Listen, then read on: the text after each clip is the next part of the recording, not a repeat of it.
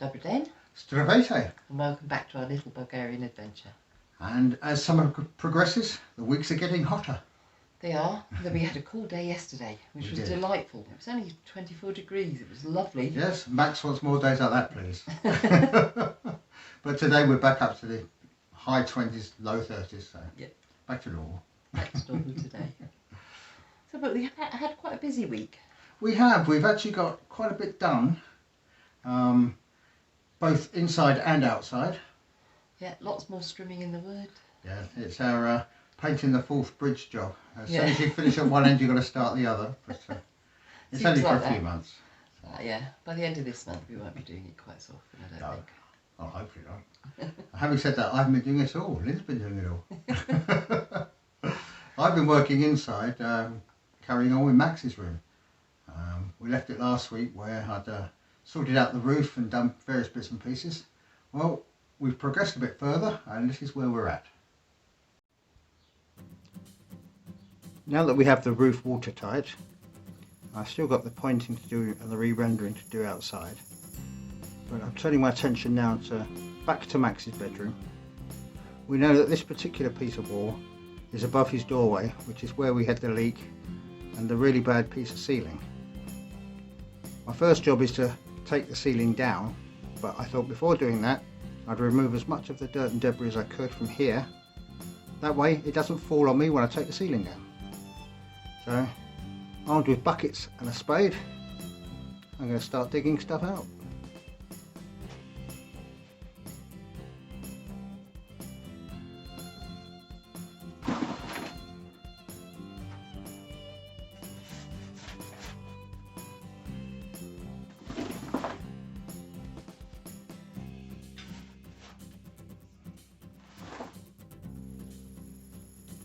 Well, I've taken out about 16 buckets worth of rubble, dirt, bits of old tile, rotten wood, and we're finally getting somewhere. You can see where the wood is totally given out on one side, and the ceiling is actually, the full ceiling is starting to come down in Max's bedroom. The mess down there is quite something, but we'll get to that. There's also a bit right next to the wall which we thought was bad. There is a wooden joist running across between the two what look like holes. That seems to be fairly solid. I'm going to investigate a bit further once I get further down, but I don't think I need to do anything too drastic with that. I think the key here is clear out as much of the loose debris as I can, patch up the holes with new bits of wood, and then I can go downstairs and finish removing the ceiling. This is what we've got down in Max's bedroom. You can see where the ceiling started coming away. That's the panel I've got to take down, or some of the panel. But yes, that was what was all the mud and stuff was sitting on top of. And this is what fell down when the ceiling decided to start letting go at the edges. This is what I thought might land on me a few weeks ago when I took out the supports. It didn't happen. Luckily, I was upstairs when it happened, the door was shut, all the mess is contained in here. What I've got to do now is clean it up.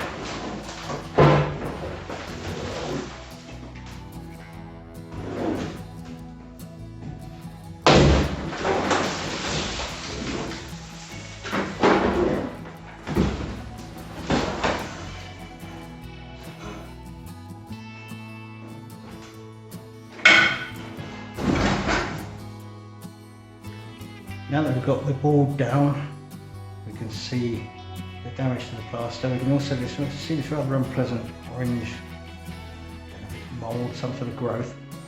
So we're going to remove some of this plaster here take it down, remove the mould, clean it all up. That way we'll be ready then to put the full ceiling in. So the first thing to do is get some of this plaster down. I'm not sure how this is going to go, but the first step is to cut through one of those wooden beams and see what falls.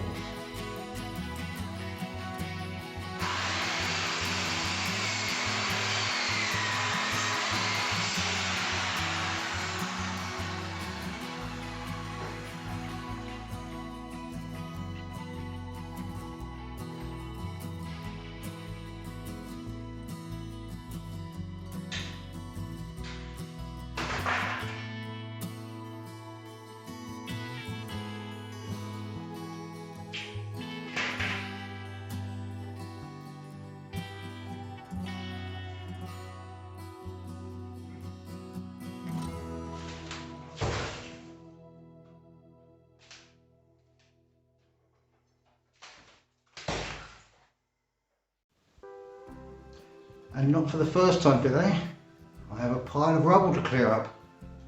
This is becoming a habit. Now we've got all that down, we can see the extent of the rot in this particular beam. So we're going to attempt to remove it. We've also got to remove some of the cross pieces to get rid of this mould mildew stuff. So that's the next job. The cross pieces are supported on these battens which are nailed into the main beams. So the trick, I think, is to cut the batten where we want to remove it, take the nails out and hopefully lift everything off in one. I don't think it's going to work like that. I think it's going to be very messy, but that's my best plan at the moment. That's the supporting boards taken out from either side of the rotten beam. The next thing I've got to do is cut through the beam so that I can remove the rotten bit and give myself good wood to attach the new framework to.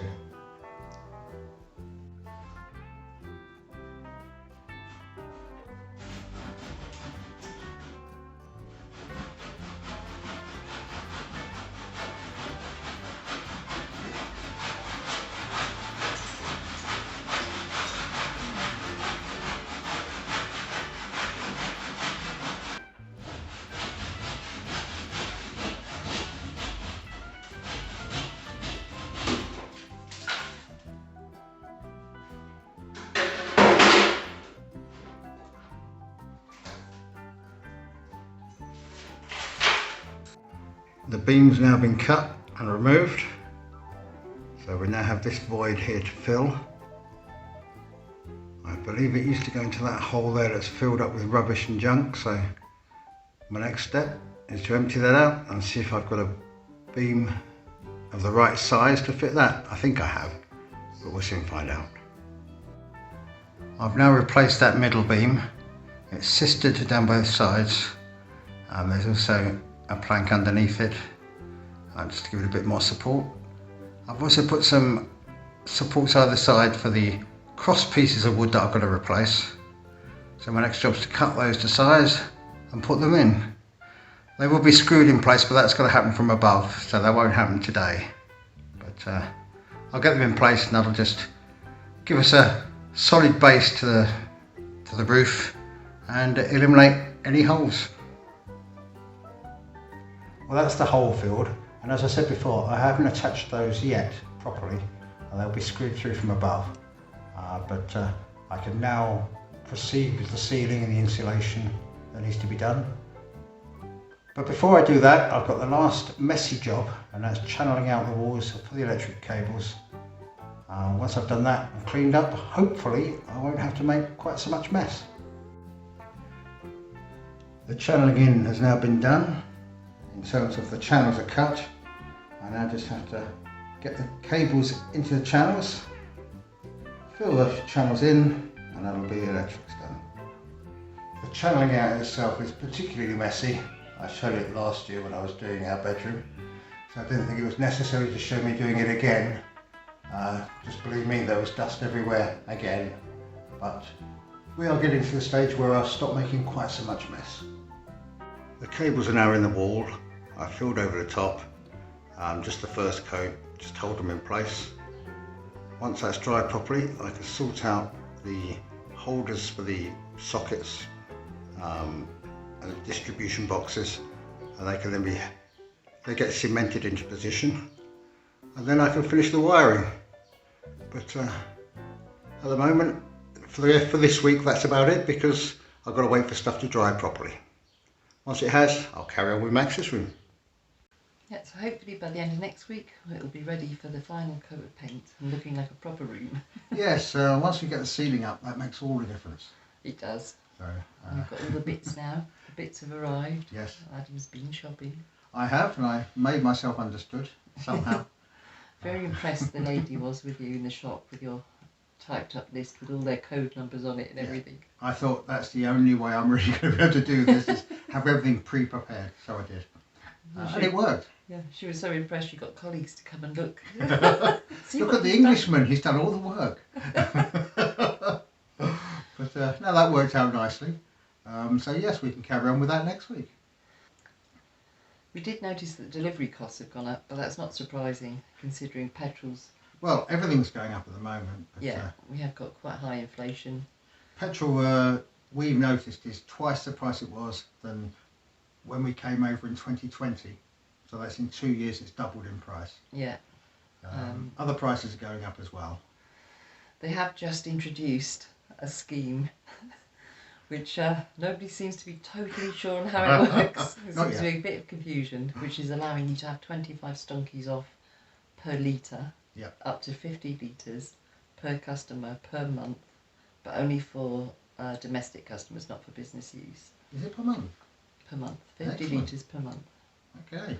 But what you actually need to get this, and which garages are actually doing it, seems to be a little bit up in the air. So we'll let you know once we discover how it works. We discover how it works.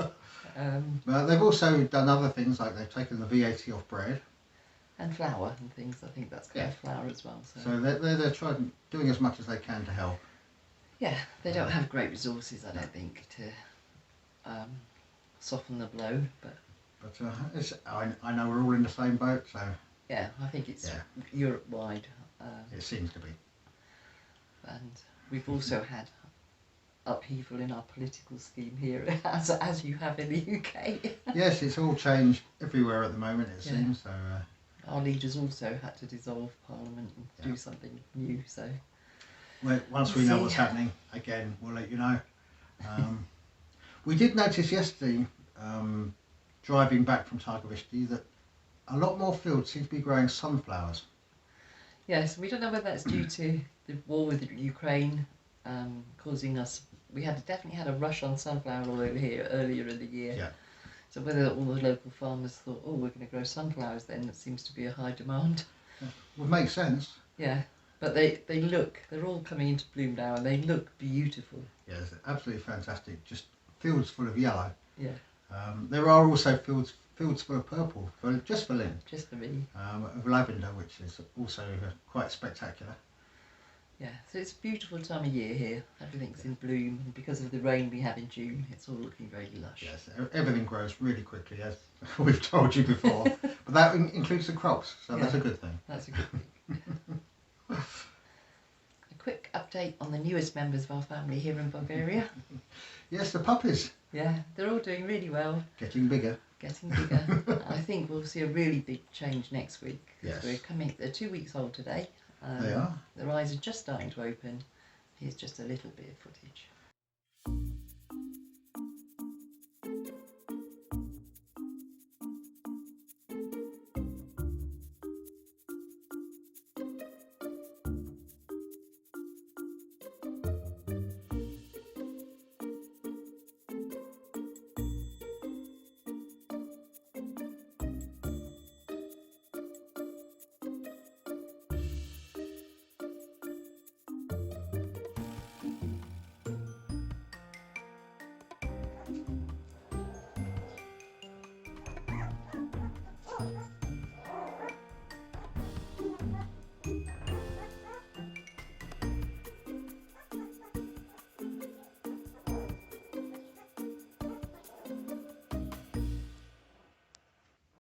So yes, they're getting a little bit more mobile now.